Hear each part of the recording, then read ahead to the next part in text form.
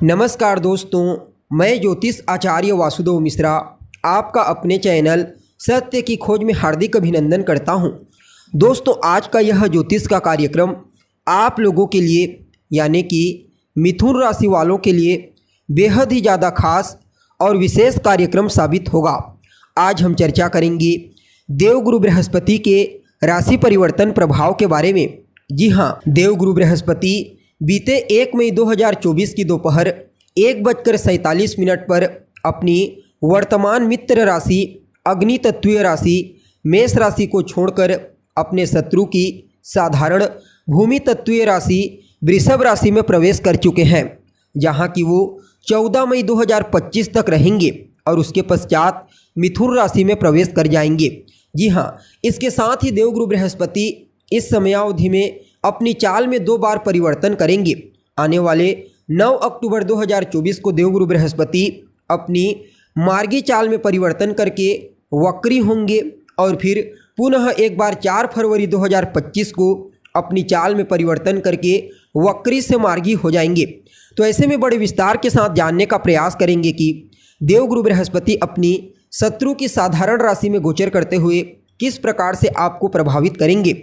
जी हाँ, बृहस्पति का यह राशि परिवर्तन आपके जीवन में क्या कुछ बड़ा परिवर्तन करने वाला है, जीवन के किन किन क्षेत्रों में आपको विशेष तौर पर लाभ की प्राप्ति होगी, वही कौन कौन सी सावधानी आपको बरतने की आवश्यकता है। साथ ही साथ बृहस्पति के इस राशि परिवर्तन प्रभाव को और बेहतर परिणाम प्रदायक बनाने के लिए क्या उपाय आपको करना चाहिए, सभी बातें विस्तार पूर्वक आपको बताएंगे। इसलिए कार्यक्रम को अंत तक देखने का प्रयास कीजिए। और अगर आप अपनी जन्म कुंडली पर हमसे परामर्श लेना चाहते हैं तो डिस्क्रिप्शन बॉक्स और वीडियो के अंदर आपको हमारा कॉन्टैक्ट नंबर मिल जाएगा, जहां से आप या तो व्हाट्सएप के माध्यम से या फिर डायरेक्ट फ़ोन कॉल के थ्रू अपॉइंटमेंट लेकर अपनी जन्म कुंडली का विस्तार पूर्वक अध्ययन करवा सकते हैं। जी हाँ, तो दोस्तों, कौन है देवगुरु बृहस्पति? ज्ञान, धन, शिक्षा, संतान, विवाह, मान सम्मान और ऊंचाई के कारक हैं देवगुरु बृहस्पति। अपने इन्हीं कारकत्वों के कारण हमारे जीवन के विभिन्न पहलुओं को नियंत्रित करते हैं। जब जन्म कुंडली में देवगुरु बृहस्पति बलवान हो तो जातक बेहद ही बुद्धिमान, ज्ञानवान, समझदार और विवेकवान होता है। देवगुरु बृहस्पति एक ऐसे ग्रह हैं जो जन्म कुंडली में अकेले ही सभी ग्रहों के ऊपर भारी पड़ते हैं। एक बृहस्पति का बलवान होना ही पूरी कुंडली को मजबूती प्रदान कर देता है, क्योंकि जब बृहस्पति बलवान होते हैं तो जातक को उसके जीवन काल में वह सब कुछ प्राप्त हो जाता है जो वह चाहता है। जी हाँ, जातक का जीवन पहले तो इस लोक में सुखी होता है और मृत्यु के उपरांत उसे परलोक की प्राप्ति होती है। यानी कि देवगुरु बृहस्पति जब कुंडली में बलवान होते हैं तो जातक का यह लोक भी सुखी और परलोक भी सुखी। इसलिए गुरु का बलवान होना बेहद आवश्यक माना जाता है। अब देखा जाए तो यह जो वृषभ राशि है यह देवगुरु बृहस्पति की शत्रु राशि है, लेकिन अगर आप नक्षत्र के आधार पर समझने का प्रयास करेंगे तो आपको पता चलेगा इस वृषभ राशि में जो 3 नक्षत्र आते हैं, कृतिका, रोहिणी और मृगशिरा, ये तीनों के तीनों नक्षत्र देवगुरु बृहस्पति के मित्र नक्षत्र हैं।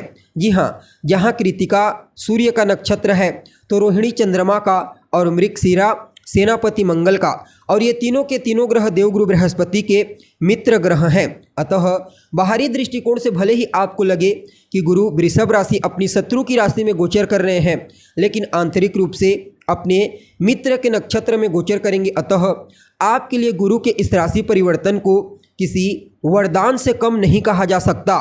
जी हाँ, अब देखा जाए तो आप सभी मिथुन राशि के जातकों के लिए देवगुरु बृहस्पति का यह जो राशि परिवर्तन हुआ है गोचर कुंडली में आपकी राशि से 12वें स्थान में हुआ है। अभी तक देवगुरु बृहस्पति आपके लाभ स्थान से गोचर कर रहे थे। वैसे तो आपके लिए 2 केंद्र के स्वामी बनते हैं, सप्तम स्थान और दशम स्थान के स्वामी बनकर आपके 12वें भाव से गोचर करेंगे। अतः कुछ मामलों में आपको ज़बरदस्त परिणाम प्रदान करने के लिए बाध्य होंगे।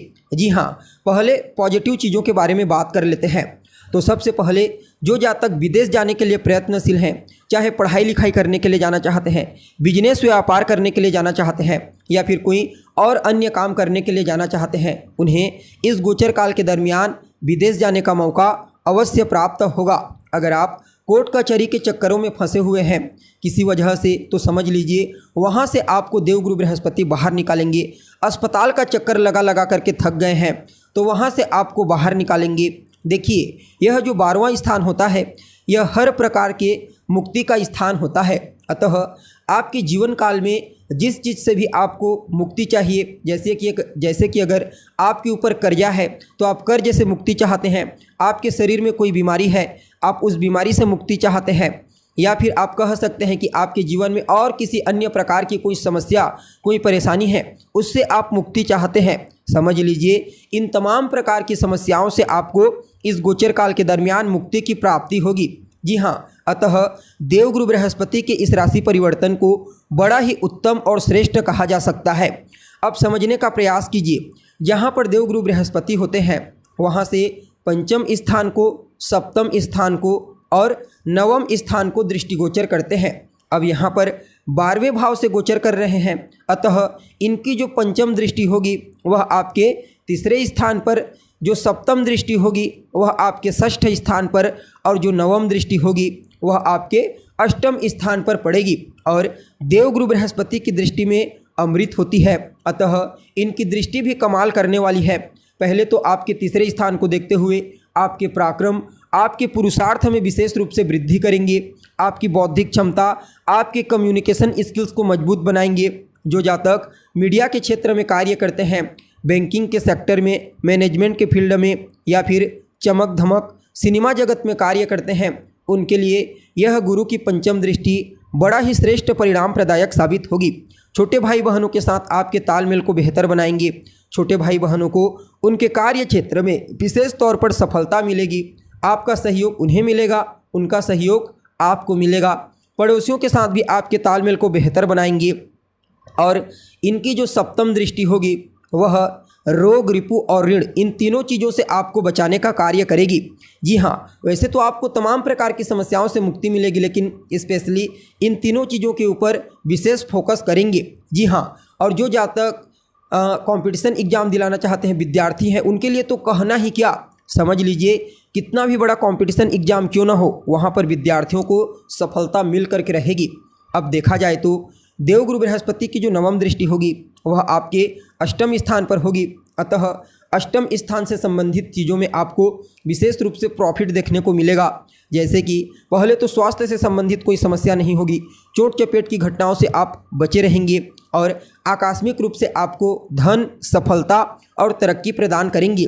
जी हाँ, यहाँ पर 12वें स्थान से गोचर कर रहे हैं, अतः अगर आप अपने जन्म स्थान से दूर जा करके अपने करियर की शुरुआत करते हैं तो समझ लीजिए आपको अवश्य ही सफलता की प्राप्ति होगी। जो जातक मेडिकल फील्ड से जुड़े हुए हैं, मेडिकल फील्ड के विद्यार्थी हैं, रिसर्च फील्ड के विद्यार्थी हैं या फिर लॉ फील्ड के विद्यार्थी हैं, समझ लीजिए उनके लिए गुरु की नवम दृष्टि किसी वरदान से कम साबित नहीं होगी। जी हाँ, यानी कि कुल मिलाकर के देखा जाए तो आप सभी मिथुन राशि के जातकों के लिए गुरु का यह राशि परिवर्तन बड़ा ही उत्तम साबित होगा। फिर भी इस समय को और बेहतर बनाने के लिए आप अपने माथे पर केसर का तिलक लगाना प्रारंभ कर दीजिए। जी हाँ, आपको मूल रूप से गुरुवार के दिन से इस कार्य को प्रारंभ करना है। अगर आप रोजाना नहीं लगा सकते तो गुरुवार के गुरुवार लगाइए, अन्यथा अनवरत लगाते रहिए कम से कम 3-4 महीने तक। इतना बेहतर परिणाम मिलेगा कि कहना ही क्या। और गाय की सेवा कीजिए, खास करके गुरुवार और शुक्रवार के दिन गाय की सेवा आपको करनी है। गाय को हरा चारा खिलाइए, उसकी देखरेख कीजिए, बाकी यह गोचर बड़ा ही श्रेष्ठ साबित होगा। जी हाँ, तो दोस्तों हमें उम्मीद है जानकारी आपको पसंद आई होगी। जानकारी अच्छी लगे तो इसे अपने दोस्तों के साथ, अपने रिश्तेदारों के साथ शेयर अवश्य करें। अभी के लिए बस इतना ही। पुनः मुलाकात होगी एक नए और ताज़ा एपिसोड में। तब तक के लिए नमस्कार।